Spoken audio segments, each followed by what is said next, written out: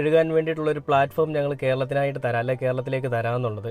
ഈ കാശ് കിട്ടും, 1.5 കോടി രൂപ വെച്ച് വർഷാവർഷം കിട്ടും, ഓരോ സ്കൂളുകൾക്കും കിട്ടുമെന്നുള്ളൊരു രീതിയിലാണ് ഈ പറയുന്ന PM ശ്രീ പദ്ധതി വരുന്നത്. ഇതിന് വി ശിവൻകുട്ടിക്ക് പറയാനുള്ള വ്യത്യസ്തമായിട്ടുള്ള ഒരു മറുപടി, കിട്ടുന്ന ഫണ്ട് വെച്ചിട്ട് നമ്മുടെ ഈ നാട്ടിലെ ഈ സ്കൂളിന്റെ അവസ്ഥകൾ വലുതാക്കിയെടുക്കാം, മെച്ചപ്പെടുത്താം, അതിനു വേണ്ടിയിട്ടാണ് ഞാൻ ഒപ്പിട്ട് കൊടുത്തത്, അല്ലാതെ സംഘികൾക്ക് ഇവിടെ കയറി മെഴുകാൻ വേണ്ടിയിട്ടല്ല ഒപ്പിട്ട് കൊടുത്തതെന്നൊക്കെയാണ് വി ശിവൻകുട്ടി പറയുന്നത്. ശരിക്കും പറഞ്ഞാൽ വി ശിവൻകുട്ടിയുടെ ഒരുപാട് പ്രസ്താവനകളിൽ കൂടിയും ഈ പുള്ളിക്കാരൻ്റെയൊക്കെ ഒരുപാട് കാര്യങ്ങളിലൊക്കെ നമ്മൾ യോജിപ്പുള്ളൊരു വ്യക്തികൾ തന്നെയായിരിക്കും, അല്ലെങ്കിൽ ഈ പുള്ളിയുടെ കാര്യങ്ങളിലൊക്കെ നമ്മൾ സംസാരിച്ചിട്ടുള്ള, ചർച്ച ചെയ്തിട്ടുള്ളതാണ്.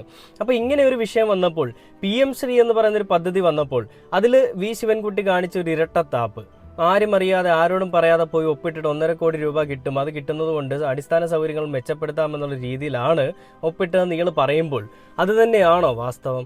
നമ്മൾ ഒന്നുകൂടി ചിന്തിക്കേണ്ടിയിരിക്കുന്നു. ഈ 1.5 കോടി രൂപ വിദ്യാഭ്യാസ മേഖലയ്ക്ക് കിട്ടുമ്പോൾ അതിനെ നല്ല രീതിയിൽ യൂട്ടിലൈസ് ചെയ്യാം, അല്ലെങ്കിൽ കിട്ടാതെ കിടക്കുന്ന ഫണ്ട്